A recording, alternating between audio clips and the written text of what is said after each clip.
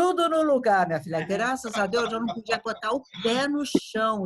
Cleonice parecia que era um ferro que estava entrando. Esse tempo todo, desde fevereiro que eu estou sem fazer exercícios, né? E também parei com ele, cuidando do porto e tudo, menina. Oi, Olha... presidente. O presidente está entrando. Tá? Justamente. Aurélio. Eu estou aqui já. Ah, tá aí. Muito bem. Oi, meu presidente. Como vai? Tudo bom, presidente? Maravilhoso. Como é que está o coração nesse finalzinho aí? O coração não pode estar muito feliz, não. Eu espero que todos cheguem. Mas você pode ficar aqui, que não está dando ninguém me ver. Mas eu estou com a bandeira. Olha, Anice. Oi. Anice, o presidente está falando. Eu estou querendo saber o seguinte: você já tem o número de pessoas que estão presentes? 27. 27 pessoas. Quantos do nosso clube e quantos dos outros clubes? Ô, Stefan, nós estamos com, por enquanto, 12 companheiros do clube. Do clube, 12. 12 companheiros. Um total de 27. 29. Não, 27. Total de 29. No meu computador, depois de muitos cálculos... Não, o Marco Aurélio está confundindo o número de associados com o número de presentes nessa reunião. Nós temos no total, nós temos 27 presentes nessa reunião, dos quais eu disse 12 ou 13 do Copacabana. Boa noite, dona Patrícia. Boa noite. Presidente, onde é que você está, presidente? Cadê você? Marco Aurélio, está aqui, achei. Presidente, faça um agradecimento especial a essa moça. Estou aqui. Essa moça é mais do que querida, Zé Otávio. Cleonice, eu posso falar? Obrigado. Senhor, boa noite. Faça um agradecimento especial a essa moça, que ela me ajudou bastante. O nosso clube está tinindo de atualizado de acordo com o distrito. Graças a ela. Obrigado. Agora você pode falar, Cleonice. Tudo bem, querido, porque a gente trabalha em conjunto, você sabe disso. Mas trabalhar em conjunto é uma coisa, mas falar em conjunto é coral. Com certeza. Não tem maestro? Maestro? Tem, sim, senhor. Maestro Marco Aurélio. Agora sim, chegou o maestro. Pode tocar. Estava esperando alguém denunciar o maestro. Cadê o Claudino? Eu acho que... Está quietinho. Olha a caneca aqui, olha a caneca aqui. Eu acho que o comparecimento da nossa Patrícia realmente foi muito bom para mim, porque eu sempre gostei de realizar as coisas. E eu acho que o Rotary está precisando se profissionalizar mais um pouco, porque eu acho que a idade média de nós, rotarianos, realmente é uma idade muito avançada. Tá certo? E isso daí realmente não é próprio da pessoa idosa ter esse tipo de mentalidade. Então, quer dizer, isso fez bem ao clube, porque nós estamos inovando, nós estamos, sendo o primeiro a fazer isso. Então, a Copacabana tem sido sempre o primeiro em tudo nesse aspecto. Entendeu? É um clube que você pega os anos todos de existência dele, ele sempre passou por momentos mas sempre surgiu das cinzas, certo? Temos que dar isso, esse período que eu fiquei, eu digo que fiquei muito feliz mesmo, de mudar, como é que se diz, o pensamento, criar ideais de otimismo, de entusiasmo. Isso daí eu acho importante para o ser humano. Você vê no Brasil é muito difícil. Então, você está na política da Constituição, da última Oi, Antenor. A gente... Eu vou te passar a reunião. Peraí, não é número. É agora aquele negócio do link. Eu vou colar aqui no teu zap, é melhor? Tá mesmo. Ô, Cleonice, fecha o microfone teu aí. Eu vou dar início. São 8 horas. Eu gostaria de dar início à nossa reunião. e pedir que todos parecer o quanto foi sofrida essa experiência que eu agora tive de perder um companheiro como nós perdemos. Certo? Isso doeu bastante, mas eu quero que todos saibam que foi brilhante dinheiro, certo? Um homem de bem, chefe da família, um ótimo italiano, e tem mais. Eu quero que saibam que é naturalíssimo você fazer a viagem que ele fez. É muito natural. Todos vamos para isso. Porém, gente que tem a força de uma amizade tão forte, a gente sente mais. Tá? A gente fica pena de acontecer isso, mas a gente se conformar. Porque todos nós vamos por nessa viagem. Em algum momento vamos chegar lá. Então, eu acho que eu queria dar um minuto de silêncio e para todos que se sentem os momentos que passei juntos com esse companheiro. Foi muito difícil. Um minuto de silêncio.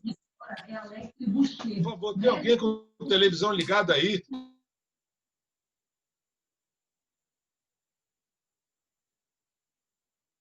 Presidente, além da terrível perda do nosso companheiro Efraim, que eu considerava um amigo pessoal, uma pessoa que me surpreendeu pelo caráter, e principalmente pelo bom humor.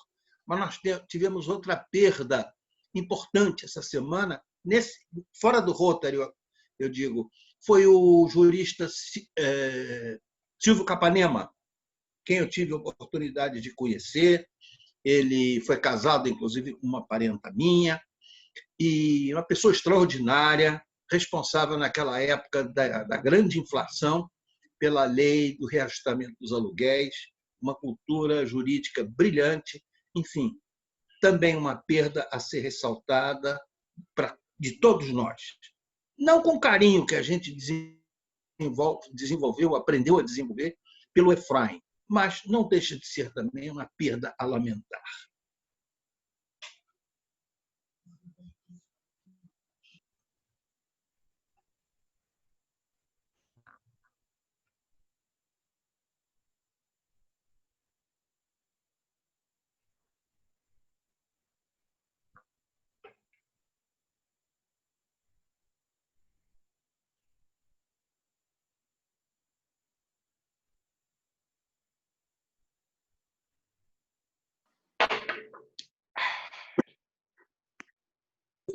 Tá certo?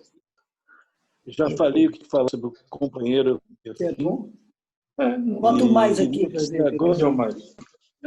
A nossa reunião, porque já saudamos a bandeira, já, como é que se diz, começamos. Então, pode encaminhar aí. Então, estamos dando companheiros, companheiras e visitantes, além dos que eu já havia cumprimentado, eu queria cumprimentar também a companheira Ana Lúcia, do Rio Comprido, Antônio Colombo, do Rotary Clube Rio de Janeiro São Cristóvão. Tem um outro companheiro aqui que está só com o número, eu não consigo saber quem seja, eu gostaria que ele se identificasse. O Francisco de Jesus, presidente do Rotary Clube Rio de Janeiro Penha. A Lucimar Sasso, eu já a cumprimentei antes, perfeito. E a Elizabeth e Lília, todos sejam bem-vindos à nossa reunião. Bernice? Ela pode ter fechado o microfone de todo mundo. Então, a nossa palestrante Rose Koppelman, seja muito bem-vinda também ao Rotary Clube de Copacabana. Eu acredito. O Cláudio Morato, do Rotary Clube Taubaté, perfeito, Cláudio? Também já vi. Patrícia Leal, do Rotary Clube Nova Iguaçu Leste. Acredito. Claudino, você está me ouvindo? Estamos sim, Antenor. Acredito. E a Ieda Porto, que também já havia feito o cumprimento. A todos uma boa noite e nós estamos dando início à 41ª reunião rotária. E quem vos fala é Cleonice Datum, eu sou associada representativa do Rotary Clube de Copacabana. Você está te calando, você não está ouvindo. Antenor, nós estamos te ouvindo.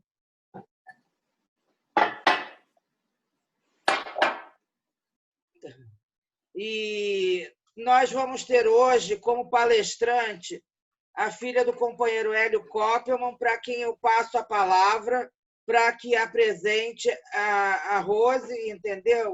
E fale o tema da palestra dela. Companheiro Hélio, por favor, a palavra é sua.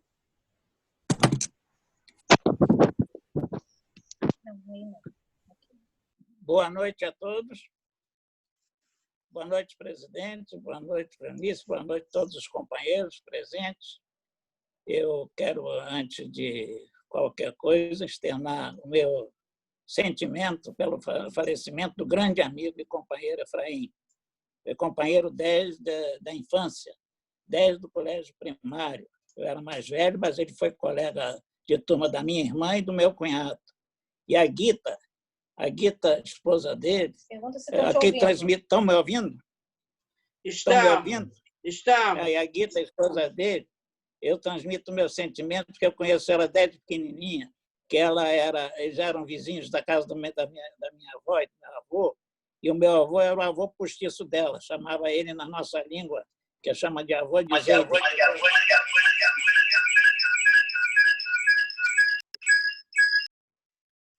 Estão ouvindo agora? Alô? Alô? Estamos ouvindo, continua. Estamos ouvindo.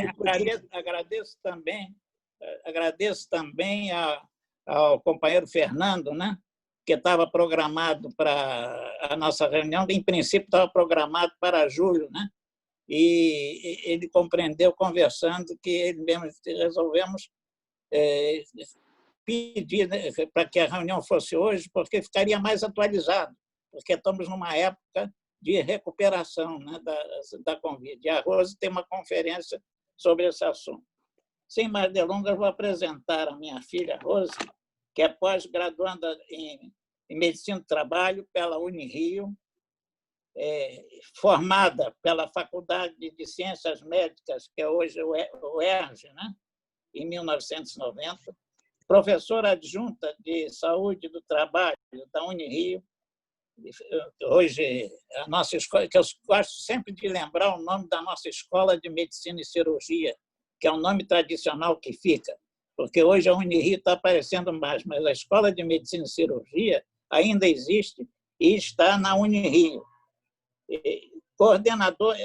A Rose é coordenadora também de pós-graduação em Medicina do Trabalho da Unirio, e ela é mestre pela Fiocruz, mestre em Medicina do Trabalho pela Fiocruz. E um título que eu acho muito importante, que é a mãe dos meus queridos netos, Karen e Alan. Passo, então, agora a Cleonice, e eu sou o presidente, para passar a palavra para a conferência da professora Rose. Muito obrigado a todos. Posso começar? Alguém? Cleonice, posso começar? Sim. Eu queria primeiro, antes de mais nada, agradecer o convite do Rotary Copacabana para falar desse tema, que eu espero que traga aí alguma luz para todos nós. Eu vou compartilhar a tela, só queria solicitar para todos deixarem no silencioso. E eu tenho aqui o comando, Cleonice, para compartilhar a tela. Eu não posso compartilhar se você não me der o comando.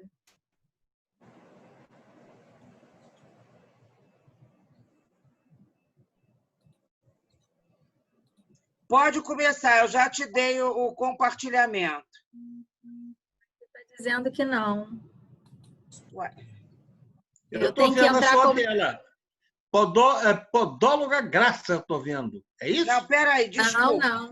Não, peraí, calma. É a minha tela que está aparecendo, peraí.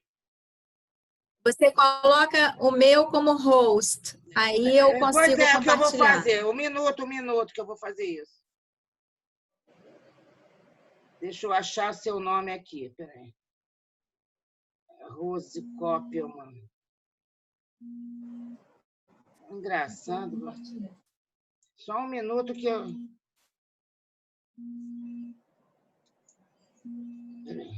Rose Koppelman. Um minuto que eu vou tornar você...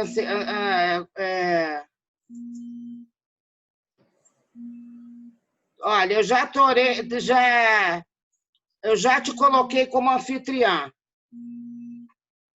Tá, vou tentar, então. Vamos ver se entra agora. Sim, agora vai. Conseguiu? Tô colocando.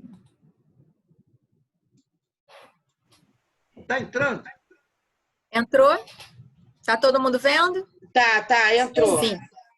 Tá ótimo. Deixa eu só, então, me localizar aqui, diminuir aqui. Não, nada, só já tá. Então, o tema da palestra é o retorno ao trabalho nessa era pós-Covid. Na verdade, a gente ainda está durante o Covid. Vamos falar um pouquinho sobre as adequações emergenciais na legislação que aconteceram, a saúde nas organizações, a reinvenção no trabalho, a manutenção do trabalho com protocolos adotados e o retorno ao trabalho com os propostos. E finalizando, o que nos espera aí para o futuro. A legislação brasileira, nos últimos 4 meses, ela foi sofrendo algumas adaptações para que justamente as empresas pudessem passar por esse momento de emergência de saúde pública. Então, passamos por algumas portarias, medidas provisórias, de forma que a empresa pudesse se adaptar e acolher os seus trabalhadores de forma à manutenção do emprego e também algumas medidas para que esse trabalhador pudesse trabalhar de forma remota. Então, isso tudo a gente foi passando ao longo desses últimos 4 meses. E entrando um pouco na área de saúde, que é o que eu venho aqui falar, um pouquinho sobre o papel do médico nessa pandemia. Eu vou trazer um pouco da visão da saúde ocupacional, que é a minha especialidade, a medicina do trabalho, e a gente tem esse privilégio de, dentro dessa especialidade, a gente conseguir, no nosso guarda-chuva, ter 33 milhões de trabalhadores a quem a gente dá essa assistência dentro das empresas. Pensando que cada um deles ainda tem os seus familiares, a gente consegue ter um alcance de aproximadamente 100 milhões de pessoas com as medidas de saúde ocupacional que a gente está trazendo para as empresas agora, nesse momento. Então, a medicina do trabalho, ela traz esse suporte ao sistema de saúde público, porque a gente consegue, muitas vezes, evitar que um trabalhador ele vá no SUS e faça esse congestionamento dentro do sistema público de saúde. Além disso, o médico do trabalho ele está atuando como consultor técnico, participando dos comitês de crise dentro das empresas, e ele faz esse alinhamento entre as equipes de saúde e a equipe administrativa, trazendo as novas legislações que estão diariamente praticamente corrigidas, os protocolos da OMS, os protocolos do Ministério da Saúde, trazendo, então, todas essas novidades para o benefício final do trabalhador. A gente está vivendo um momento que nos livros de história vão certamente aparecer como uma revolução no trabalho. O trabalho, ele da noite para o dia, precisou se tornar um trabalho remoto. Nesse trabalho remoto, o trabalhador precisa aprender a conciliar as necessidades familiares, as tarefas domésticas. Deixa eu só colocar aqui uma canetinha. Tarefas domésticas, conciliar o homeschooling, né? Os filhos estão estudando em casa. Da noite para o dia, as empresas precisaram levar toda a ergonomia que estava projetada para funcionar muito bem dentro das empresas para dentro de casa. Então, muitas das vezes a cadeira dentro de casa não é a melhor de todas, não é adequada, a mesa, a iluminação, o ruído atrapalha. O foco do trabalhador, a concentração precisa ser muito maior, já que ele não está trabalhando num ambiente que é o inicialmente projetado para o trabalho. Ele precisa ter muita disciplina com horários e a infraestrutura de dentro de casa, que muitas vezes não é a mesma de dentro da empresa, ou seja, a gente tem uma internet que falha, o computador que não é aquele computador original do trabalho, e a adaptação para a videoconferência, que todos os senhores aqui estão precisando também fazer, que passa a ser a forma de reunir as pessoas, e no ambiente de trabalho também não é diferente. A gente tem muitos desafios com essa pandemia, e o trabalho passou a ser um dos grandes desafios. Então, a gente, como eu já falei, precisou enfrentar novos riscos nesse novo ambiente de trabalho. A gente precisa enfrentar esse vírus com ações de mitigação, e a área de saúde entra junto com a área de engenharia para mitigar o vírus nas empresas. Reavaliação de processos, quais são aqueles processos que realmente precisaram continuar em trabalho local, quais que puderam ser enviados para trabalho remoto, quais são as atividades críticas para a empresa que não puderam parar. Como eu falei, houve uma adaptação da legislação brasileira e foi permitido as férias coletivas, o afastamento de grupos de risco, já que a gente está numa epidemia que existem grupos que estão mais propensos a ter uma forma mais grave do que outros, então tornou-se obrigatório esse afastamento nesse primeiro momento desses trabalhadores. E, como eu já falei, o dilema de home office com o dilema daquele trabalho que precisou ser mantido no próprio local. O médico e a área de saúde das empresas, ele precisou aprender a fazer também uma gestão diária desses suspeitos, dos casos positivos, dos contactantes e de todos os familiares. Então, isso também passou a ser um desafio para a área de saúde dentro das empresas. Quando eu falo daqui de medidas de manutenção e medidas de retorno, a que eu me refiro? Eu, desde o início da pandemia, eu venho atuando com duas fábricas, e essas fábricas são fábricas de serviço essencial de produção de produtos de higiene básica e não puderam parar. Então, essas que eu chamo de trabalho essencial, eu precisei, num primeiro momento, ao mesmo tempo, fazer todo um planejamento para que essas fábricas pudessem se manter com seus funcionários saudáveis trabalhando. Então, o planejamento foi junto com a ação, a compra dos insumos, dos EPIs e dos testes para esses colaboradores teve que ser muito rápida e eficiente. O conhecimento, desde o início, a gente está falando aí de fevereiro, de março, ele foi adquirido no dia a dia, e até hoje essa pandemia ela nos traz um conhecimento diário, é uma doença que diariamente a gente tem novidades e a gente precisa se manter muito bem informado, mas lá no início a gente tinha muito menos conhecimento do que tem hoje, o que dificultava em muitas das ações a serem tomadas. Um exemplo, por exemplo, a obesidade não era considerada grupo de risco, aos poucos foi se conhecendo que a obesidade era, assim como necessário da gente colocar esses colaboradores em grupo de risco. A mesma coisa com os asmáticos, mas de forma contrária, o asmático no início era considerado grupo de risco, e com o conhecimento que a gente foi adquirindo, a gente deixou esse grupo como não sendo mais um grupo de risco, e por aí vai. Essas novidades acontecem realmente diariamente dentro dessa pandemia. Nesse início, a maioria dos colaboradores era negativo para a Covid, o que também dificultava a gente ter ali mais negativos do que positivos, e a legislação, como eu disse, ela foi se adaptando no dia a dia. Agora, a gente já está no momento de retorno progressivo dos ambientes de trabalho. Então, a gente teve tempo para planejar, e ainda tem, muitos ambientes ainda não voltaram. O conhecimento já está mais solidificado. A experiência que eu adquiri, que outros médicos também adquiriram, ajudem muito para a gente poder já trazer essa experiência para os novos ambientes de trabalho. Diretrizes já mais solidificadas, a população certamente mais esclarecida e muitos já positivos, o que também ajuda muito nesse retorno ao trabalho.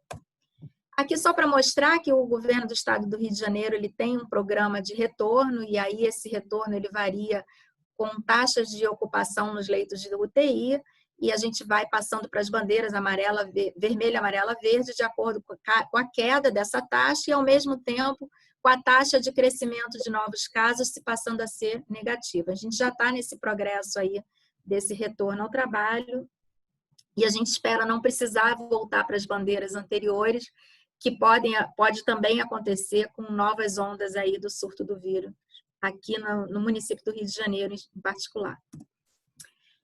Eu vou trazer um pouquinho dos protocolos que eu trouxe para essas fábricas, que desde o início elas não pararam, mas esses protocolos, se eu tivesse que hoje em dia trazer para empresas que precisam retornar ao trabalho, e aí a gente está falando de escolas, de lojas, de outros tipos de indústrias que estão ainda nesse processo de retorno, muito daqui pode ser aproveitado e muito precisa ser adaptado, porque são protocolos que são realizados de forma muito particular, com uma visão muito para dentro de cada tipo de trabalho. Então, aqui eu trouxe esses aqui que foram desenvolvidos para essa empresa, eu vou falar muito rapidamente sobre cada um deles.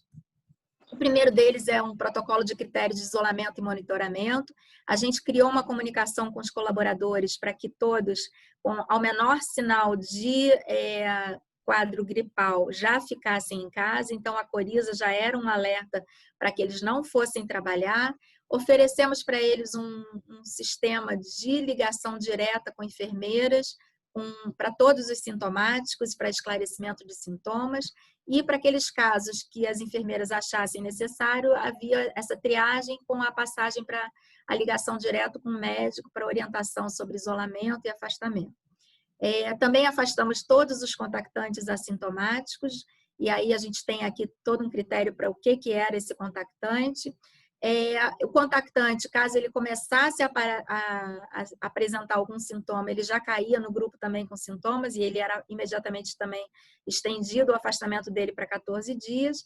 E o Ministério da Saúde ele trouxe a possibilidade de se fazer um atestado para todo o núcleo familiar, o que ajudava muito, porque a gente às vezes tinha marido com sintomas e aí o atestado já servia também para que a esposa não precisasse trabalhar e ficasse nesse quadro de isolamento, evitando essa transmissão interna nas empresas.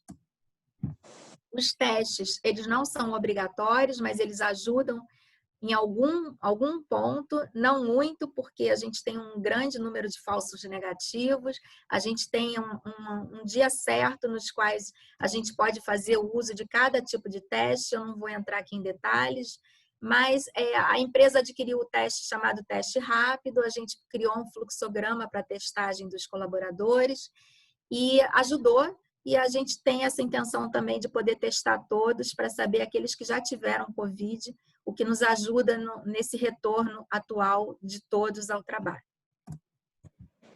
Outros protocolos também desenvolvidos para essas fábricas foram protocolos de limpeza e higiene pessoal, com recomendação de ventilação natural, limpeza, higiene na entrada nos ambientes, treinamento dos funcionários e a comunicação.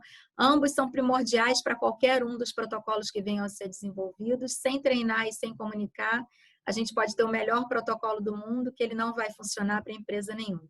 O uso de EPIs também, de acordo com o tipo de função, a gente designou quais eram os EPIs necessários para que a empresa efetuasse a compra. O transporte é uma empresa que fornece transporte para os colaboradores e, além disso, é uma empresa também que tem o transporte de caminhão para os seus produtos de higiene.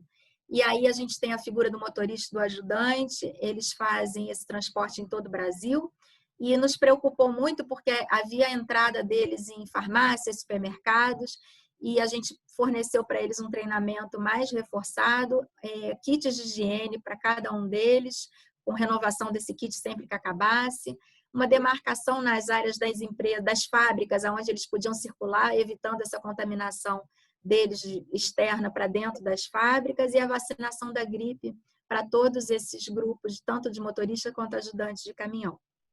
A entrada nas fábricas, a gente providenciou o controle de temperatura na entrada, álcool gel para todos que entram, o uso de máscaras. Esses funcionários, como eu falei, eles vêm nesse transporte, porque é uma fábrica que fica no meio de uma estrada, então existe o transporte e todos eles já vêm de máscara no transporte e com as janelas abertas dentro do ônibus. A limpeza e a ventilação do fretado, então, elas foram muito incentivadas e a gente procura ver para que ela realmente seja cumprida de forma com um protocolo muito rígido para essa limpeza dentro desse ônibus. E, de novo, a comunicação explicando o porquê dessa medição de temperatura, o porquê da lavagem das mãos com álcool gel na entrada e todos os protocolos que estão sendo adotados. No refeitório, o que a gente instituiu de protocolo foi a higiene de todos na entrada, com água e sabão líquido e papel toalha, um controle maior nesse acesso, então a gente diminuiu o número de trabalhadores que entram e aumentou os turnos para almoço, para janta e para café da manhã, já que é uma empresa que tem os 3 turnos de trabalho. Descartáveis para todos, menos o prato, mas vejam que ele para se servir com essa colher que é usada por todos, ele usa essa luva descartável e joga fora. Então, cada um tem a sua. O pessoal aqui de serviço, aqui de trás, foi fornecido para eles máscaras, descartáveis também, e a orientação também para um distanciamento com os colaboradores que venham a se servir. E a circulação de ar também, quando desligamos os ares condicionados e deixamos a ventilação natural. Tudo isso que a gente faz são medidas duras, requerem um investimento muito grande por parte de todos, e aqui a gente fala dessa fábrica em particular, mas isso vale para todo o Brasil, para qualquer setor que queira voltar de maneira séria e compromissada com a saúde do seu colaborador e da população, evitando isso que aconteceu no Rio Grande do Sul, um frigorífico que foi interditado por ter 19 funcionários infectados no mesmo momento por Covid. E já chegamos, então, a esse momento do retorno ao trabalho. Eu tenho já um protocolo pronto para algumas empresas, eu já estou trabalhando, inclusive, com escolas, já montando protocolo de retorno ao trabalho para escolas, e eu trago aqui essa experiência também dessa fábrica, que existe a figura de um escritório com 200 colaboradores que ainda estão em home office, mas já preparamos como é que vai ser esse retorno com a proposta de uma triagem diária com um app que já está instituído para que eles façam essa triagem antes de sair de casa e só saiam com segurança realmente de não estarem sintomáticos. O afastamento vai permanecer dos grupos de risco, ventilação proposta para o escritório sem ar-condicionado, distanciamento social com a proposta de rodízio de equipes, medição de temperatura na entrada, uso de máscaras, álcool gel, mudança nos formatos de reunião, sempre priorizando a reunião virtual, fechamento da copa, somente a copeira vai ficar na copa, deixa de ser uma área de convivência, uso de descartáveis na copa e a ventilação também aberta. Telefone, a recomendação que cada um só use o seu telefone pessoal, visitas nesse escritório vão ser restritas, treinamento para cumprimentos, uso de elevador também com treinamento para evitarem ao máximo e só entrarem no máximo 2 pessoas por elevador. Objetos pessoais não compartilhar, reforço na limpeza, banheiro, se possível, automatizados. É claro que isso requer obra, então vai existir também uma instrução de como usar esses banheiros. Os testes, a gente vai tentar testar todos. Como eu falei, eu estou trazendo para eles uma proposta que é do Instituto Weizmann de Israel, de rodízio de equipes de 4 dias presencial por 10 dias em casa. Isso a gente consegue mitigar a transmissão interna do vírus no escritório. Então, eles vão adotar esse rodízio trazido de proposta. E o afastamento sempre, isso é importantíssimo, de todos os sintomáticos e contatantes, evitando realmente que a gente tenha um surto dentro dos locais de trabalho. A gente não pode achar que a gente vai voltar à vida ao que era, a gente tem aí um novo normal, e aí isso vale para restaurantes, isso aqui é na Holanda, que já está funcionando um restaurante desse tipo, ou nas escolas aqui, se não me engano, isso aqui é Singapura, ou nos aeroportos com os novos métodos de trabalho, nas lojas, teatro, isso aqui foi uma inauguração há 3 semanas atrás na Alemanha, um teatro com restrição de locais, então não é mais a mesma coisa, com certeza, mas é o possível nesse momento. O supermercado também com todos os protocolos que tem que ser muito rígidos de trabalho. E para o futuro, o que nos espera são ganhos de higiene. Eu acho que a população aprendeu muito de higiene aí com essa pandemia, tanto nos ambientes de trabalho quanto para nível pessoal. Um incentivo na área de ciência e tecnologia, a gente tem essa área sendo finalmente muito valorizada e a gente depende dela para poder sair melhor dessa pandemia com uma vacina. A indústria menos dependente é o que a gente espera para o mundo inteiro. Então, se a gente ficou dependente da China para EPIs, para respiradores, para máscaras, a gente espera que o mundo tenha aprendido e que agora a gente não seja mais dependente de apenas um local para tudo isso. O home office que veio para ficar, empresas aqui no Brasil mesmo já estão declarando que até dezembro mantém home office, quem sabe para o futuro. Então, a XP, a Twitter e outras no mundo inteiro já estão adotando home office como uma escolha. A automatização do trabalho, isso vale para a área de saúde. A gente tem aqui a necessidade de evitar que o profissional de saúde se exponha sem necessidade. Então, o robô ele ajuda muito para que muitas das tarefas que puderem ser feitas dessa forma, elas evitam a transmissão do vírus para o profissional de saúde, que foi o mais prejudicado aí dentro dessa pandemia. E a valorização da área de saúde, é claro, a gente espera que continue, que não seja só agora, no momento de pandemia, e a solidariedade, que no mundo inteiro a gente vê ela acontecendo e que veio também, a gente espera que perdure. Eu deixo uma mensagem final, que é um desafio, com certeza, essa pandemia para todos, para qualquer profissão que seja, para qualquer pessoa dentro da sua casa, fora dela, e é na crise que nascem as invenções, os descobrimentos e as grandes estratégias. Quando superamos as crises, superamos nós mesmos, uma frase de Albert Einstein, e eu finalizo com essa pintura de um artista inglês. Ele não usa o nome dele nas pinturas, ele usa sempre um codinome, e aqui ele homenageia o profissional de saúde nessa bela imagem. E eu termino, então, com essa homenagem ao profissional de saúde e agradeço mais uma vez a oportunidade de passar aí essa mensagem para todos vocês. Muito obrigada. Parabéns, Rose, sua palestra foi espetacular. Nós vamos passar agora para as perguntas, ok?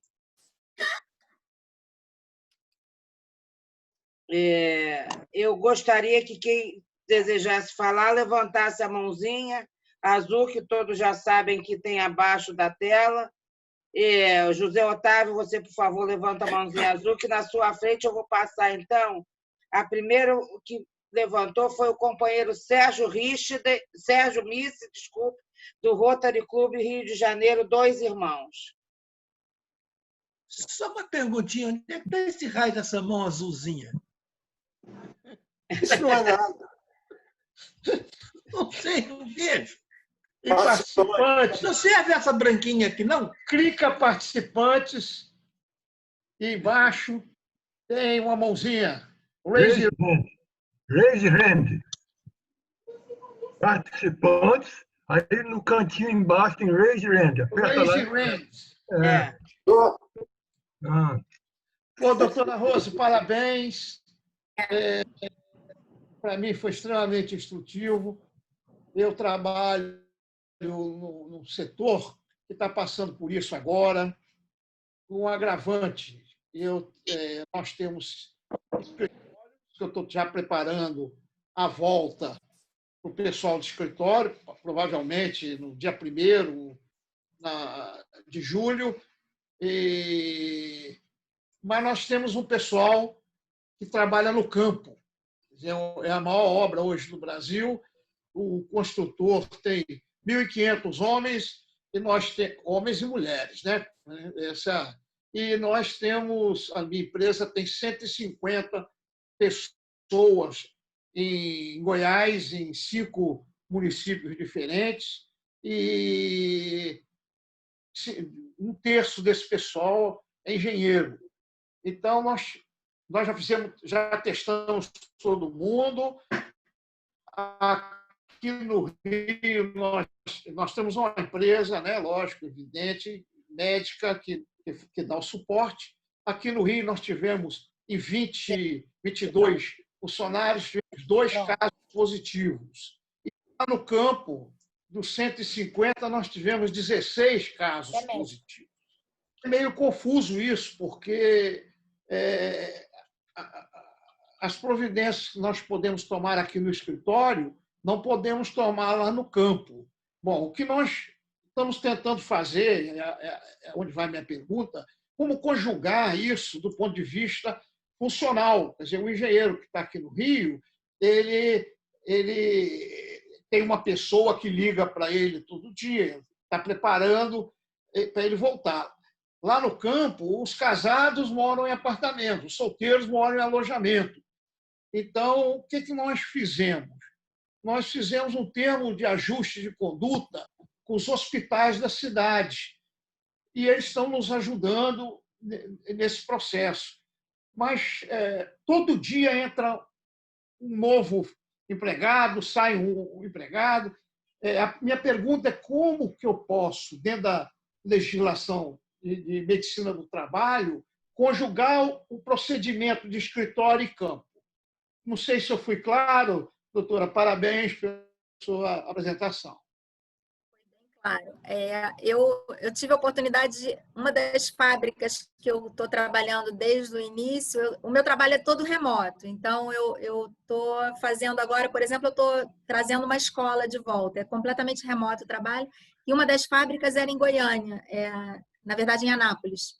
E a situação a gente tem é muito diferente. Uma é no estado do Rio, a outra em Anápolis, é a mesma holding.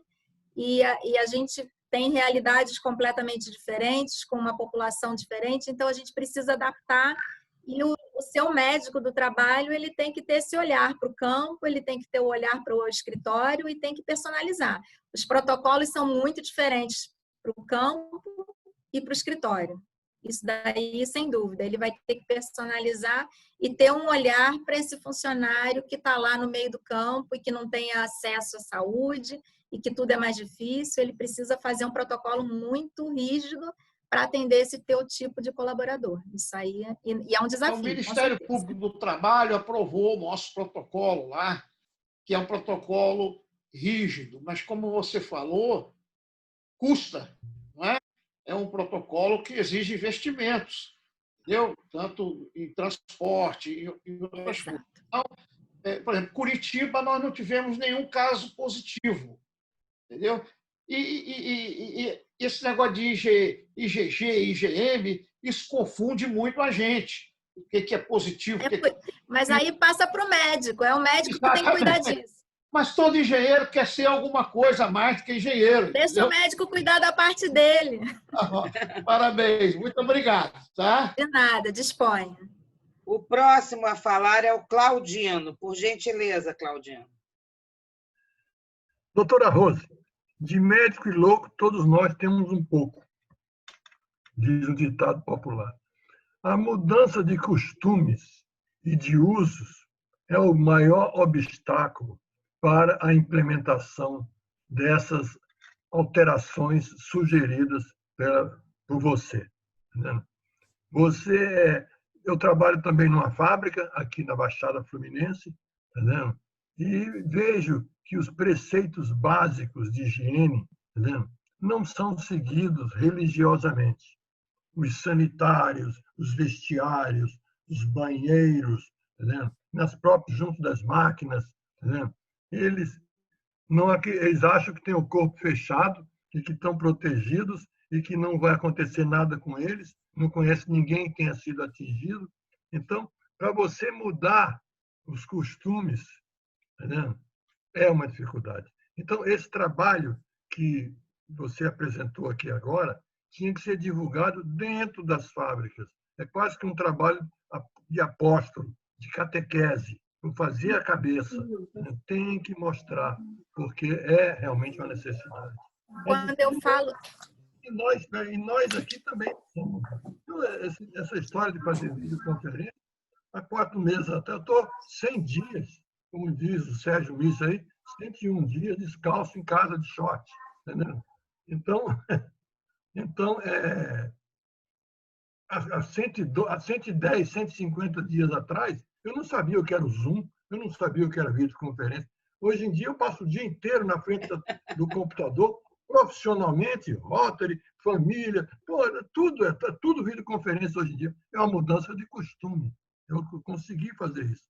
Entendeu? Imagino que tenha todo mundo. E eu acho que essa mudança, como é muito boa, veio para ficar. É isso aí. Obrigado. Sobre protocolos de higiene, não são fáceis da gente incorporar, mas se a gente não treinar o funcionário e não comunicar, isso é um trabalho árduo e se não fizer isso, vai dar tudo errado. O protocolo pode ser maravilhoso, mas não vai funcionar. O funcionário precisa aprender a lavar a mão, precisa aprender hábitos pessoais, precisa entender que o vírus, ele é um vírus que ele precisa se cuidar para poder cuidar de todos. Então, é isso mesmo, tem que treinar e qualificar o seu pessoal para poder treinar todo mundo. A ideia é essa. A próxima agora é a companheira Rosângela Chalfun, do Rotary Clube Rio de Janeiro, Rocha Miranda. Por favor, habilite o seu microfone, Rosângela. Já habilitei. Você está me ouvindo agora? Estou, pode falar. Está me ouvindo agora? Uhum. Ótimo. Doutora, boa noite. Palestra excelente. A pergunta é, nós temos uma pequena empresa de medicina de segurança do trabalho, onde estão vencendo agora PPRA, eu também gostaria de fazer uma pergunta ao doutor. Então, como é que fica? Tá, então como que fica a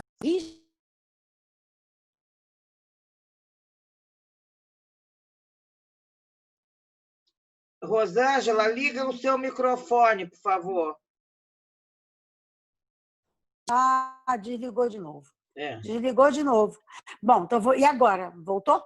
Pode falar, pode. Bom, doutora, então. Ok, boa noite. Então, a pergunta é, nós temos empresas que prestamos serviços na área de medicina e segurança do trabalho. E temos documentos, que é PPRA, PCMSOR, etc., que estão vencendo agora. E estas empresas, agora, a gente tem que adicionar o risco biológico a todas elas, independente da função ou não. Como que fica isso com a Fundacentro? A senhora está sabendo de alguma coisa em relação à legislação da portaria, em relação ao risco biológico? Sim, porque agora temos risco biológico em todas as empresas, por causa do vírus. Então, é isso que eu me pergunto, que os nossos clientes falam assim, mas acontece que eu tenho uma loja, uma balconista, como é que tem risco biológico? Sim, agora tem um risco biológico. Então, é como fazer em relação à legislação da portaria, que determina a NR7. Rosângela, você é médica do trabalho também? Sim. Então, você está entendendo a minha dificuldade agora? Não, mas assim, o PCMSO, na verdade, o que a gente está tendo que acrescentar, e aí é muito específico, né? Uma pergunta muito dentro da especialidade, mas sim, as duas medidas provisórias, elas ajudaram no sentido do que a gente não precisa fazer os exames periódicos, nem admissionais, nem os de retorno ao trabalho agora, nem periódico, só nem o demissional que está mantido, só o exame demissional, então o governo aliviou nessa parte. E eles pedem que todo PCMSO precisa ter um anexo, que eu já estou fazendo para as empresas de Covid, com esses protocolos que eu estou adotando para todas as empresas. Então, o que eu estou fazendo é isso. Nesse momento, é só isso. Mas e os donos... Não estou mudando o risco ainda. Os donos das empresas... então tá. Tudo bem. Muito obrigada. Era essa a dúvida que eu tinha. Muito obrigada. Nada. Agora o companheiro José Otávio, por favor. Pronto. Você viu minha mãozinha, Clarice? Sim, eu estou seguindo a ordem aqui dos participantes, ok? Estou vendo. Tá bom. É a ordem das mãozinhas, Antenor. Se você quiser falar na minha frente, eu te dou a minha vez com a maior alegria. Não, mas a primeira coisa, cumprimentar a doutora Rose, meus parabéns, conferência sucinta, bastante informativa, gostei muito. Segundo, lembrar que a doutora Rose é médica do trabalho, e nós tivemos um companheiro muito querido, muito atencioso com todos nós, e aos hospitais quando a gente estava hospitalizado, e às nossas casas quando a gente estava doente, que é o Celso Dantas, que, infelizmente, é como diz um radialista que apresenta um programa a todo mundo. Ele foi embora antes do combinado. Mas vamos lá. Achei a sua participação, principalmente na questão do home office, que eu cheguei, apesar da minha idade, parece que não, mas na Firjan eu cheguei por alguns dias a testar o home office por conta de condições especiais. A minha pergunta é o seguinte: até um determinado nível, não vejo problema.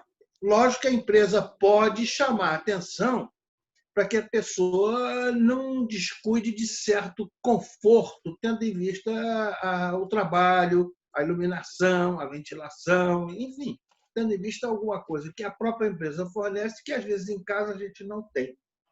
Mas existem certas circunstâncias em que eu acho que nós vamos esbarrar em algumas coisas difíceis de transpor. Por exemplo, dentro da mesma faixa de ocupação, vamos supor, temos 20, 30 pessoas trabalhando na mesma ocupação dentro da empresa, mas só que as condições pessoais, de residência, de moradia, ou mesmo não só em tamanho, mas também em qualidade, umas moram num lugar mais silencioso, outros moram num lugar mais barulhento.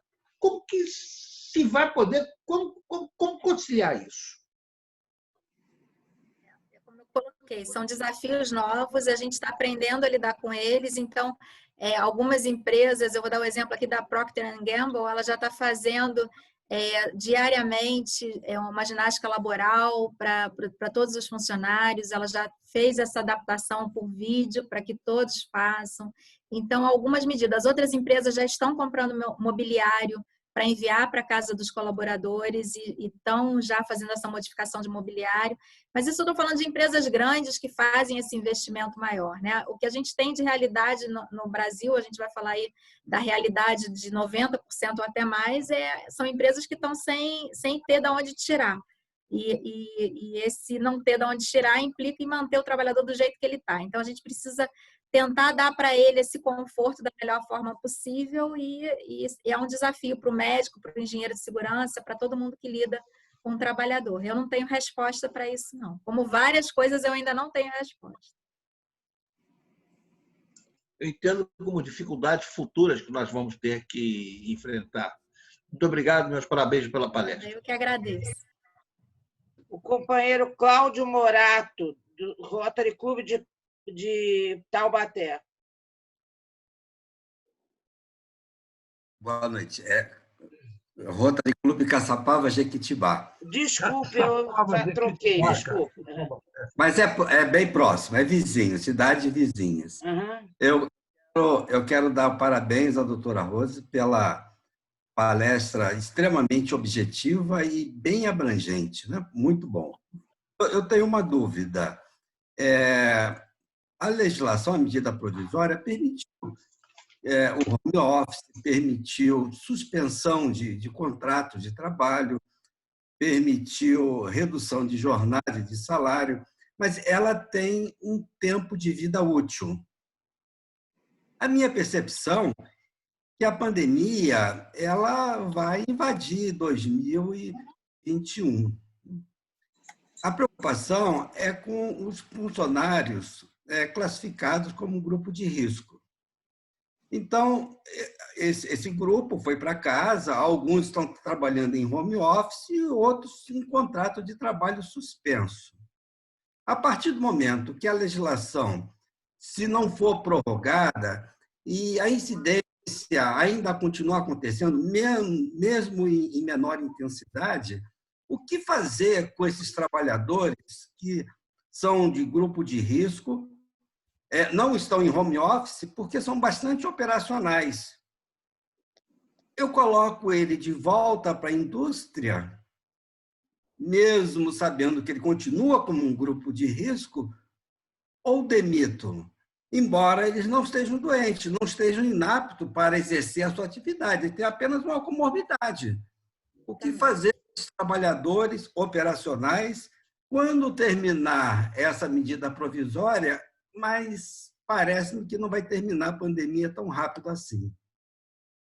O governo está tentando, de alguma forma, né? Ele já esticou mais 2 meses a MP, Então, já deu aí mais um alento para esses funcionários continuarem em casa. No entanto, é mais um desafio. Eu não tenho também uma resposta para dar sobre isso. O que eu digo esses colaboradores, eles não podem entrar pelo INSS porque não estão doentes, eles não estão inaptos para o trabalho, então o INSS não vai trazê-los para nenhum benefício. E, ao mesmo tempo, a gente se trouxer para dentro de fábrica e das empresas, eles são grupos de risco que podem desenvolver uma Covid mais grave e é preocupante isso. Então, as medidas que a gente vai tentar fazer à medida que a pandemia for caindo na sua frequência e a gente vai estar num momento mais seguro e aí sim trazê-los de volta para o ambiente de trabalho. O governo ainda não tomou nenhuma decisão sobre o que fazer com esses grupos de risco, se ele ainda vai esticar por mais tempo. A gente, por enquanto, ainda está na MP e ela já foi prorrogada por mais 2 meses. Então, a gente ainda consegue ter essa folga, esperando que haja realmente uma diminuição, como está acontecendo já no município do Rio de Janeiro. A gente está em queda, que a gente espera que se mantenha, se a população entender um pouco que precisa ainda ficar em casa, apesar dessa queda que a gente já teve nas 2 últimas semanas, e que a gente consiga, de alguma forma, retornar ao trabalho de forma mais segura. E essa segurança, ela vai implicar que os empregadores precisam entender que requer investimento. Então, vai tirar de outras áreas e vai trazer para a área da saúde esse investimento. É a compra de EPI, é o uso de um investimento em mobiliário, investimento em métodos de mitigação, seja ar-condicionado com filtro. São vários os tipos de investimento para diminuir esse risco, para a gente poder trazer esse colaborador de volta. Eu não entrei em detalhes, a palestra realmente foi para durar ali 25, 30 minutos, mas a gente tem ali inúmeras coisas que podem ser feitas na área de engenharia, na área de saúde, para poder trazer esse trabalhador de forma mais segura. E o que eu te digo é o seguinte, esse trabalhador que volta para o ambiente de trabalho, se o ambiente de trabalho for muito bem cuidado, não é lá dentro que ele vai se contaminar.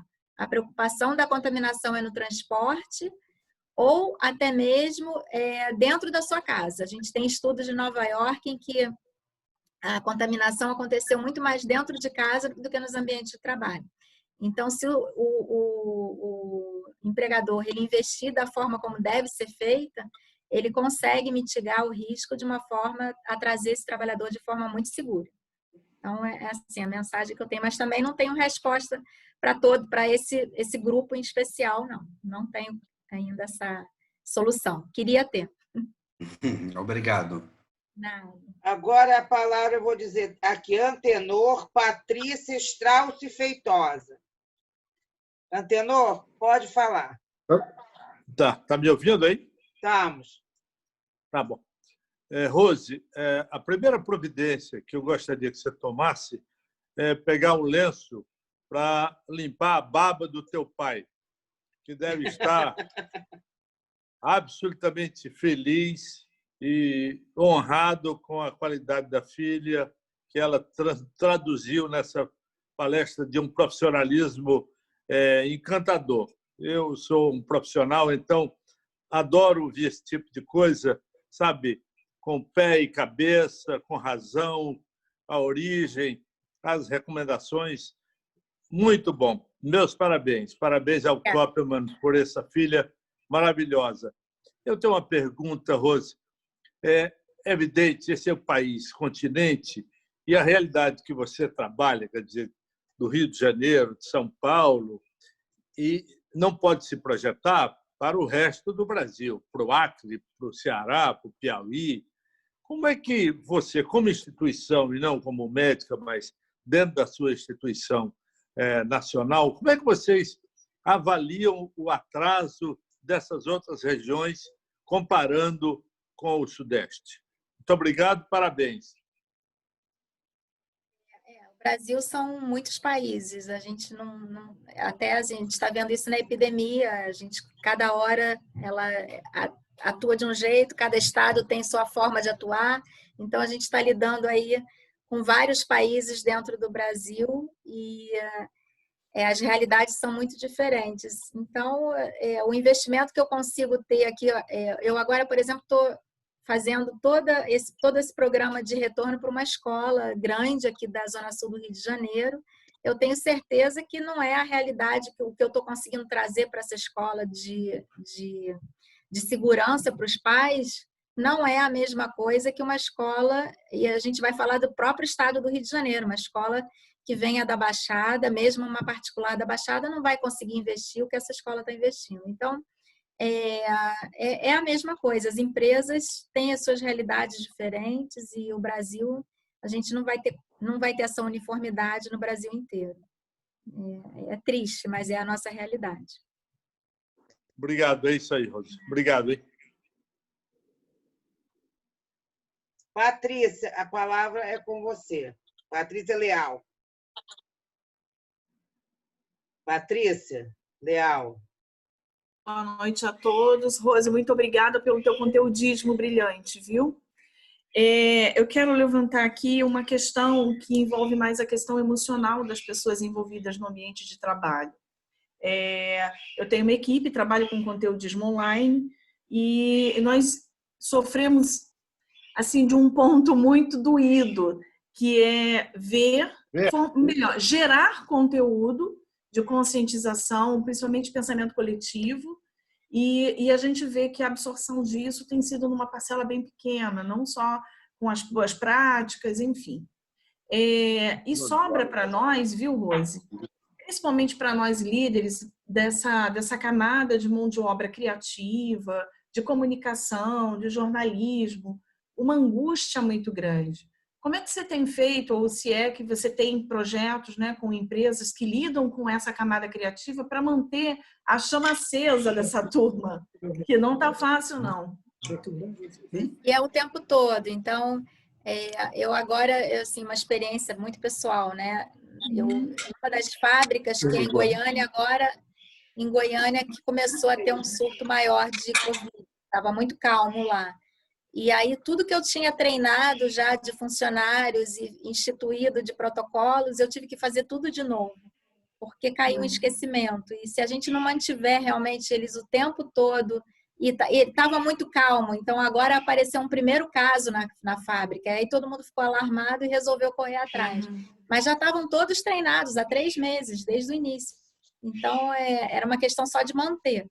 E é isso, se a gente não mantiver a parte de comunicação muito bem feita e com essa chama acesa com os funcionários, cai em esquecimento e amanhã ninguém faz mais nada. Porque não é fácil, né? Esse treinamento é o tempo todo, eles têm que ser treinados. Tá certo, muito obrigada, viu? Nada.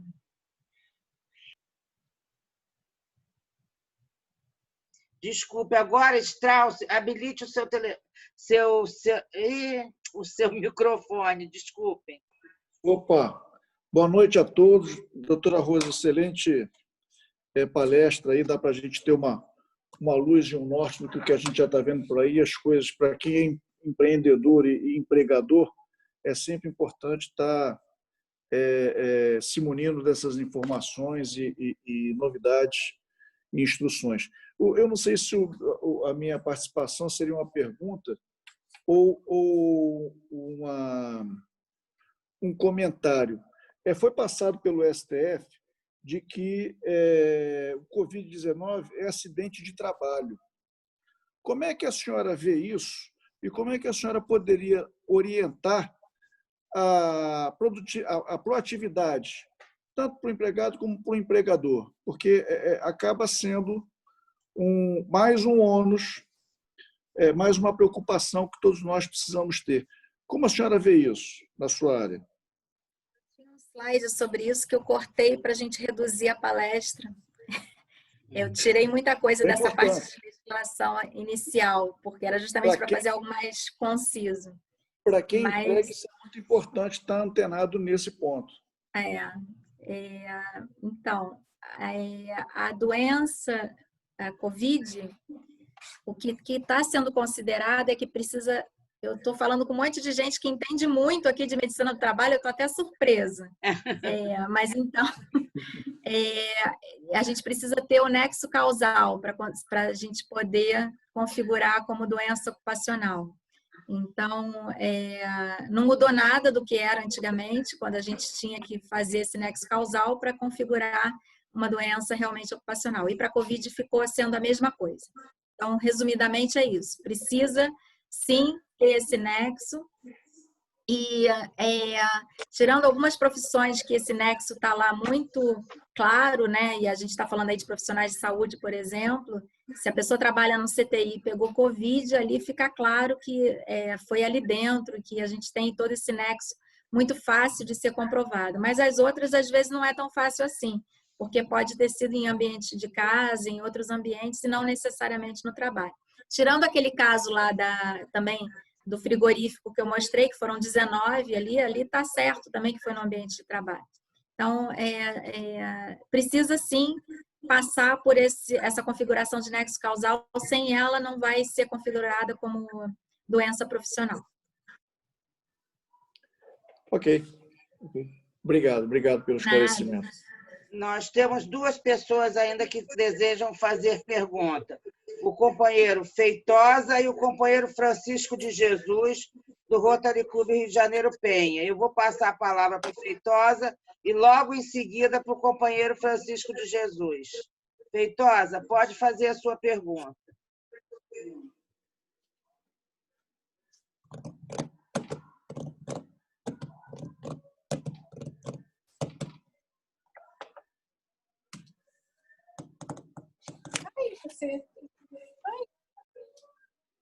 Feitosa, está me ouvindo?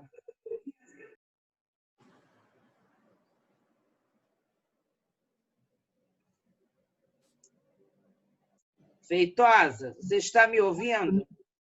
Abre o microfone, Feitosa, no cantinho da tela. Eu vou abrir para ele. Pronto, pode falar, Feitosa. Tá. Doutora, parabéns pela palestra. A minha pergunta é o seguinte: eu trabalho numa empresa, no material de construção, onde nós temos motorista e ajudantes. E eu tenho dificuldade de... Eles entram no escritório, eles usam máscara, mas às vezes não conseguem usar. Eu tenho essa dificuldade.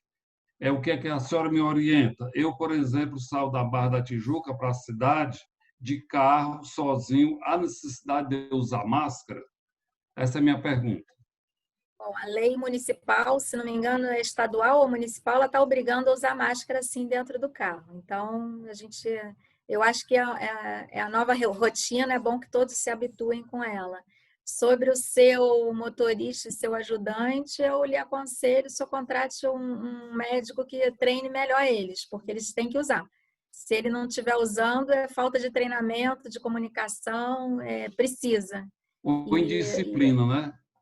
É indisciplina, mas ele precisa ser treinado. Se ele não se conscientizar, ele não vai usar.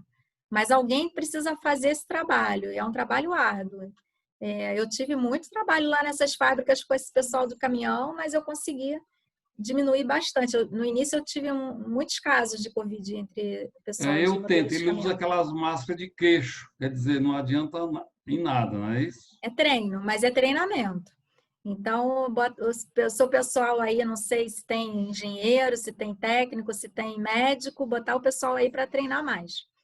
Esse pessoal do caminhão. Ok, doutora, obrigado. De nada, disponha. O companheiro Francisco de Jesus, do Rotary Clube Rio de Janeiro Penha, por favor. Boa noite a todos. Queridos companheiros do Copacabana, sempre é bom estar aqui com vocês. Obrigado aí, Cleonice. Rose, parabéns aí pela sua apresentação, pela sua exposição técnica, direta, bem educativa. E também aos companheiros que trouxeram suas opiniões. Eu não tenho uma pergunta, Rose. Eu tenho só a me posicionar no seguinte. Eu acho que esse momento do coronavírus, esse momento, nos trouxe algumas coisas importantes. Primeiro, que você deixou bem claro aí, voltar aos costumes e a reeducação da higiene. Isso ficou claro. Eu acho que trouxe para todos nós educação que já tinha, que parece que por muitos ficou esquecida. E o que eu acho importante aí na área profissional é que nos trouxe uma reeducação também de que existe o trabalho multidisciplinar, em que as profissões precisam se entender para que as coisas aconteçam de forma mais organizada, mais técnica e mais profissional. Então, com esse momento que a gente está vivendo, eu senti isso está muito mais presente. Não existe mais uma profissão ou outra. Precisamos estar juntos, trabalhando coordenadamente. Eu acho que isso foi o maior ganho, um dos maiores ganhos que nós estamos tendo com esse momento. Não sei se é da sua opinião também, Rosa. É uma posição minha como profissional. Acho que isso aí trouxe uma reeducação para todos nós profissionais. Eu não sei se é isso que você pensa. Essa pandemia é um desafio para que todos, assim, cada um precisa atuar na sua parte para que o todo dê certo. Então, não tem como a gente sair dessa se todos não ajudarem. E aí entra a comunicação, entra a saúde, entra a engenharia, entra todo mundo. Todos os profissionais e toda a população do mundo inteiro, não tem como. Ok, obrigado a você. E é isso aí que eu te queria só acrescentar, sem querer desmerecer a sua apresentação, que foi excelente. Obrigado. Obrigada. Rose, antes de passar para o seu pai, que é o próximo que levantou a mãozinha aqui, eu gostaria de tirar... Vou responder ele, não. Ah, tá. Então, deixa eu fazer a minha pergunta, tirar a minha dúvida. Os condomínios, normalmente, estão colocando os empregados trabalhando dia sim, dia não. Eu falo porque eu lido com 2 condomínios diretamente e nós fizemos isso. Agora, você acha, entendeu, que isso resolve fazer esse tipo de colocar os empregados? Eles usam todos os equipamentos os EPIs, entendeu? E nós instruímos bastante, está se limpando bastante as áreas, mas você acha válido essa forma de colocar os empregados trabalhando? Acho, porque se você consegue evitar dele pegar um dia menos de transporte público, já está ajudando bastante. Então, é uma redução pela metade da exposição dele, né? Ele pegava todo dia, agora ele vai pegar 2, 3 vezes por semana. Então, é bem válido, sim. Tá, e outra pergunta é, você falou sobre o PCMSO. No momento, nós não precisamos repetir esse PCMSO? Ou eu entendi? Vê com a empresa que está te assessorando, mas os exames, eles estão todos suspensos, só o demissional que está mantido. Ah, então tá bom, era isso. Apesar de não poder ser feito por teleatendimento. Tá? Não, eu sei, normalmente nós fazemos todos os exames sangue, raio-x, então esses estão suspensos realmente. Tudo suspenso. Tá, obrigada. Agora o próximo a falar é o seu pai, o doutor Hélio Koppelman. Koppelman, a palavra é sua. Tá. Antenou? Antenou? Eu não tenho mais lenço aqui de tanta baba aqui. Estou muito orgulhoso como pai da Rose por essa conferência dela, né? Aliás, meus 2 filhos, eu sinto um orgulho muito grande por eles. Todos os 2 seguiram a minha profissão, estão seguindo muito bem na profissão. Tanto na GAST, todos os 2, a Rose faz GAST e medicina do trabalho. A minha, que eu faço também, me sucedeu na disciplina lá na faculdade, é professora por concurso e os 2 me deixam muito orgulhoso. Agora, eu queria só perguntar a Rose para que ela me desse uma posição sobre a volta, uma posição que ela, dentro de um caminho que ela está fazendo muito serviço, é o retorno às escolas. As escolas primárias e também as faculdades. O que você propõe, principalmente para as escolas primárias, você está fazendo algumas, mas nós que somos professores do secundário, apesar de aposentado, mas eu continuo na pós-graduação, o que você propõe para a volta ao trabalho para a nossa profissão, como professores? Proponho EAD para todo mundo, porque é a única forma segura da gente dar aula, não dá para expor o professor. e o governo ele prorrogou até dezembro a possibilidade das faculdades permanecerem em ensino EAD, então isso ajuda bastante. Na medicina a gente ainda tem problema, mas nas outras áreas está bem solidificado isso. Sobre as escolas, a gente vai ter que voltar, porque os pais trabalhando, as escolas precisam voltar, mas as escolas precisam investir nesses protocolos todos para trazer segurança aos pais e aos alunos, não tem outra forma. Então, isso vai valer para qualquer empresa e a gente tem que considerar a escola como uma empresa também, em que o desafio é ainda maior, né? Porque tem alunos, tem crianças pequenas que não vão usar máscara, tem adultos e colaboradores, então é uma empresa, mas que tem uns desafios maiores do que uma empresa onde a gente consegue ter um controle maior só dos colaboradores. Aí é basicamente isso. E as faculdades, eu acho que a tranquilidade é manter em EAD, todas elas. O ensino à distância, que você diz, não é isso, Rose? Ensino à distância. Tá. É a única coisa que dá segurança agora.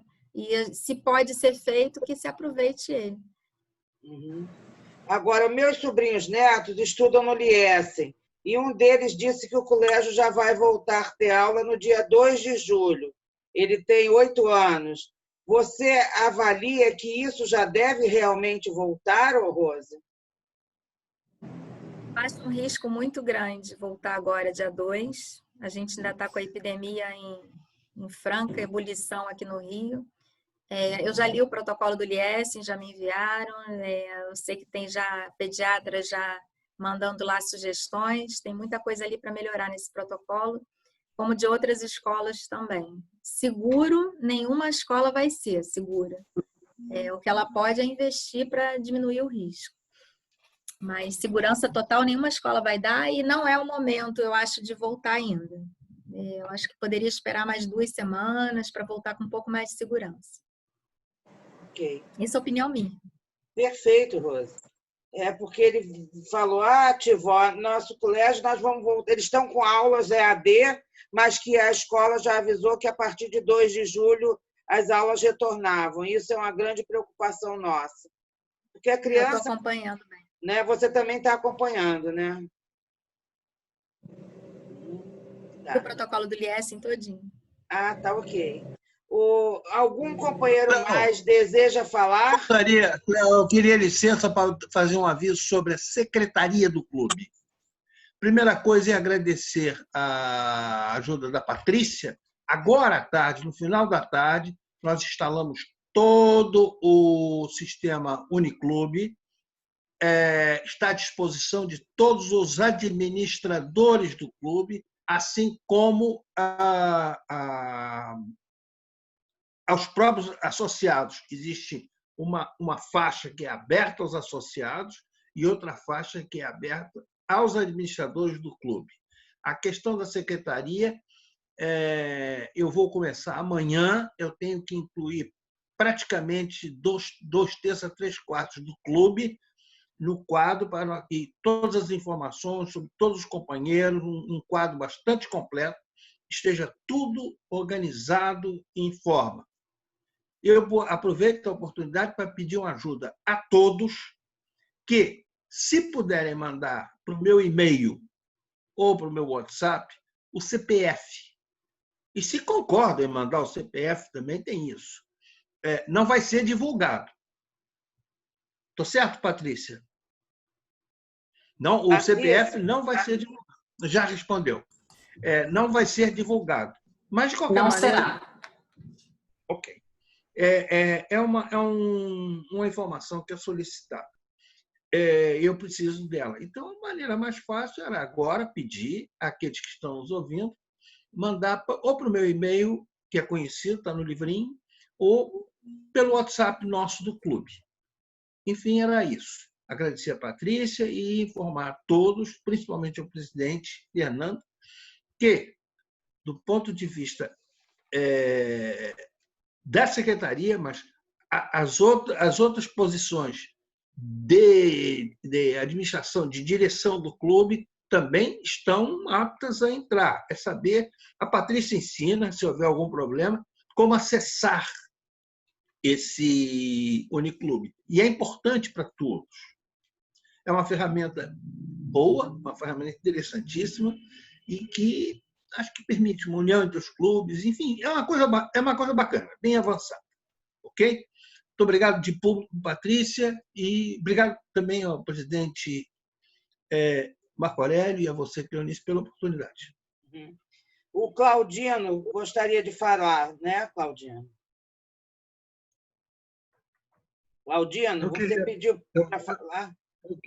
Eu queria aproveitar esse momento para fazer um retrocesso ao ano de 1992, quando o ex-companheiro nosso, Manuel Birmarker, apareceu aqui no clube trazendo pela mão um afilhado, um engenheiro que tinha 30 anos já de experiência, porque tinha se formado na Escola Nacional de Engenharia em 1962, nascido na terra do Pelé, Três Corações, no interior de Minas Gerais, filho de pais ucranianos, e esse companheiro novo entrou para o nosso clube.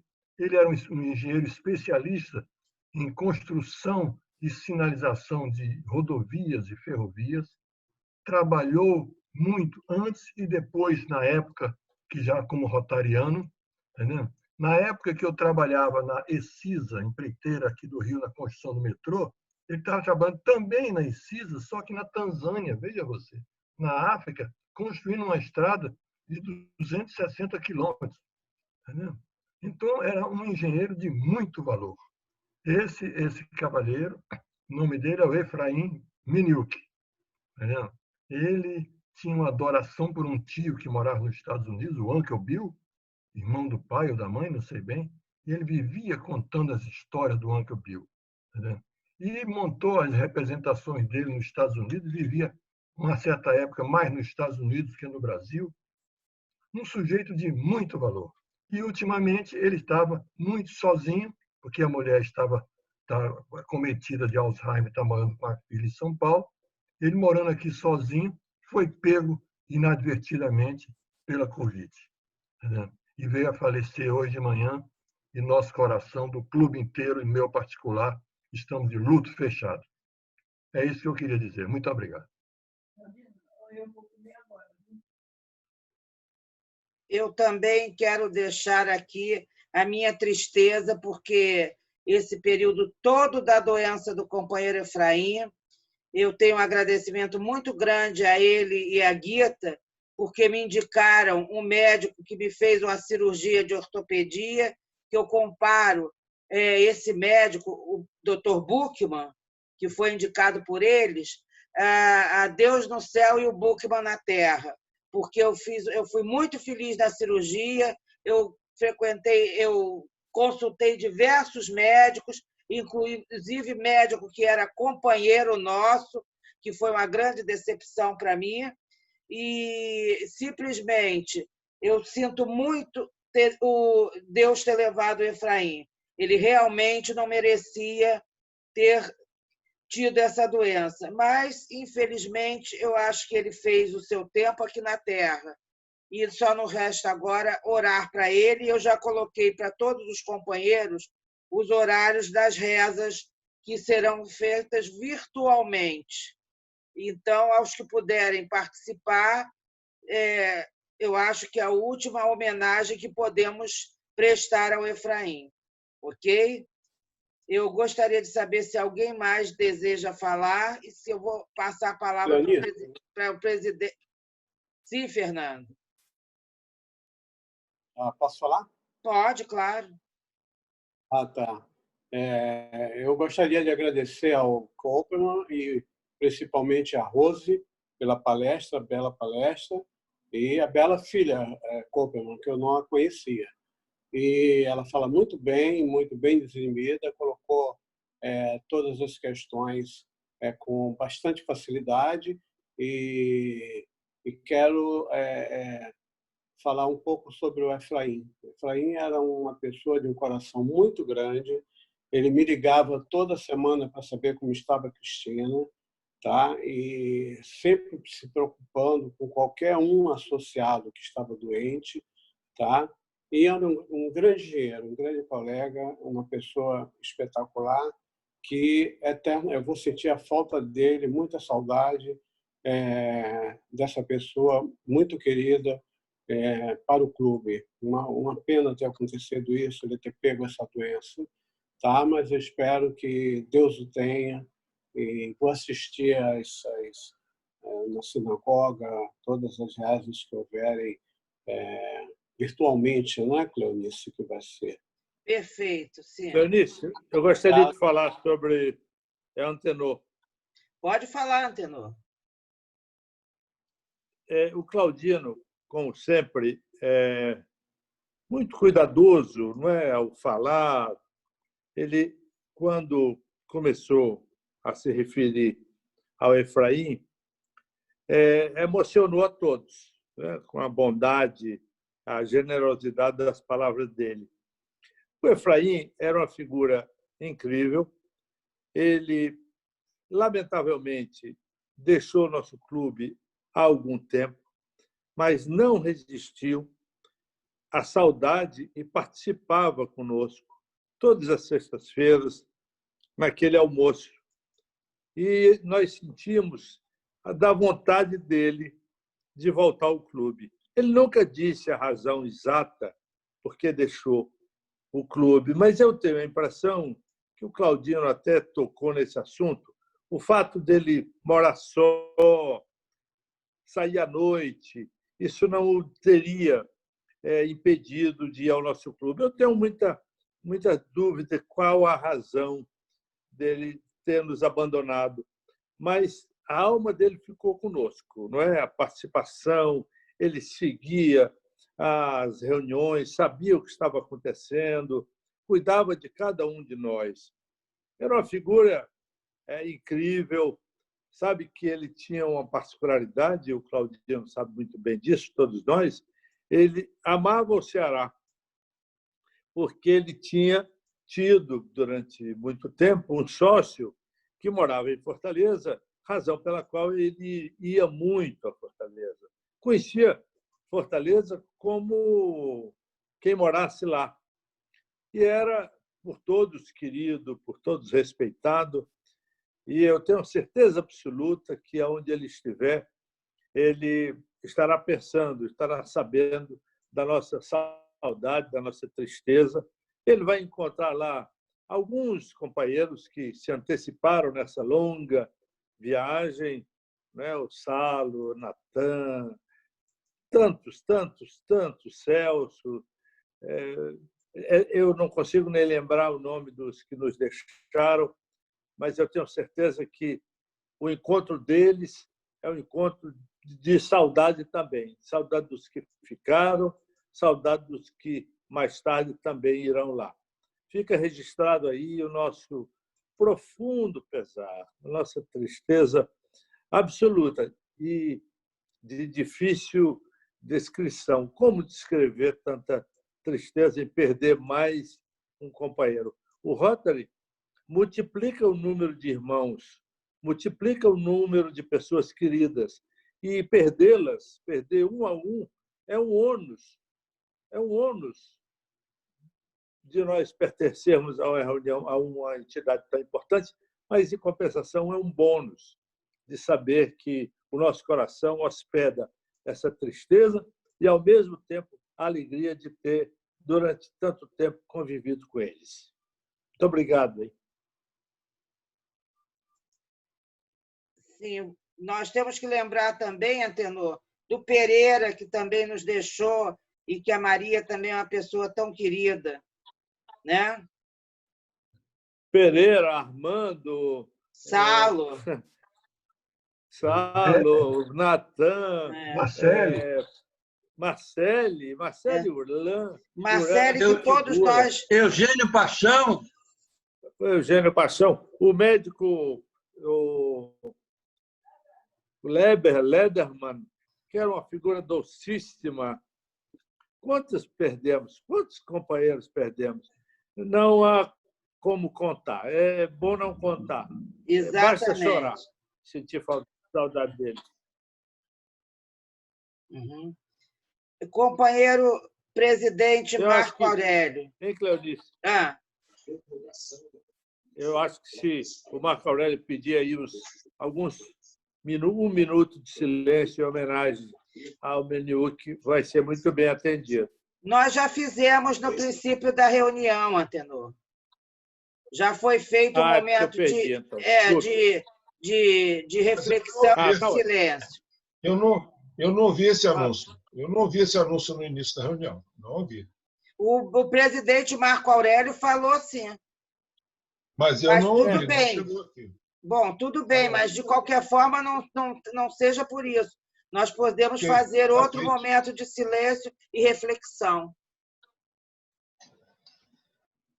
Eu vou passar a palavra para o presidente Marco Aurélio para ele solicitar. Marco Aurélio, você, por gentileza, pode ativar o seu microfone?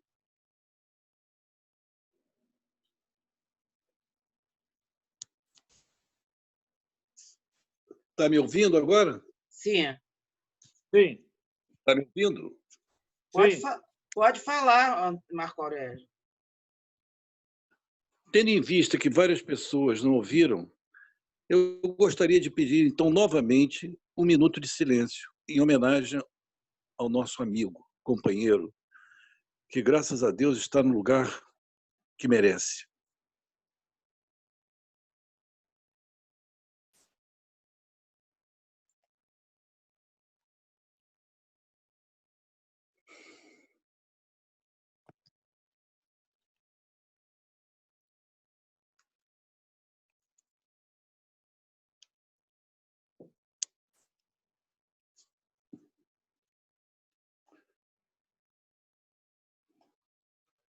Por favor, pode dar continuidade. Muito bem. Vamos dar continuidade. Eu gostaria de dizer ao Koppelman, com quem eu tenho a felicidade de estar muito junto sempre, tenho muita convivência com ele, e dizer que não me surpreende em nada a competência da filha, porque o homem é produto do meio. Então, ter um pai como Koppelman é um exemplo extraordinário. Então, não me surpreende em nada a sua competência. Meus parabéns.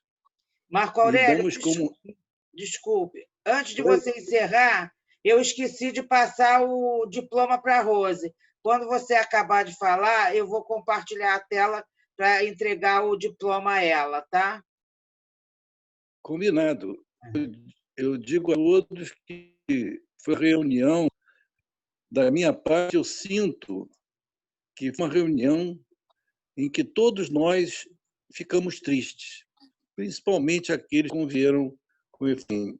Ele realmente me ligava semanalmente, se preocupava com os meus problemas, problemas de todo tipo, e ele se preocupava bastante.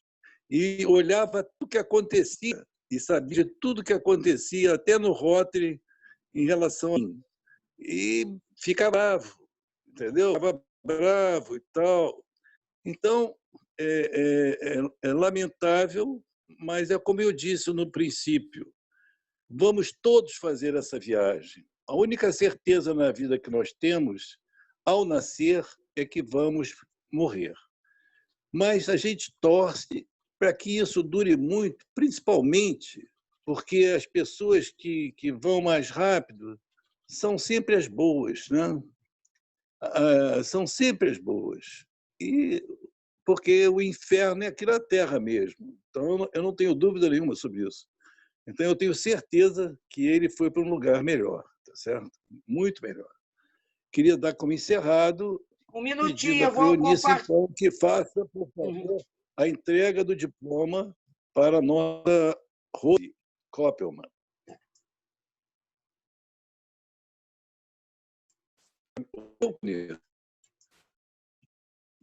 Você pode pegar o certificado. Ok, eu vou entregar um minuto. Legal. Ô, Rose, depois eu faço chegar às suas mãos esse diploma. Um minuto que eu vou passar, tá? Agradeço aí a oportunidade novamente. Foi uma honra aí participar com vocês. Uhum. Você está vendo?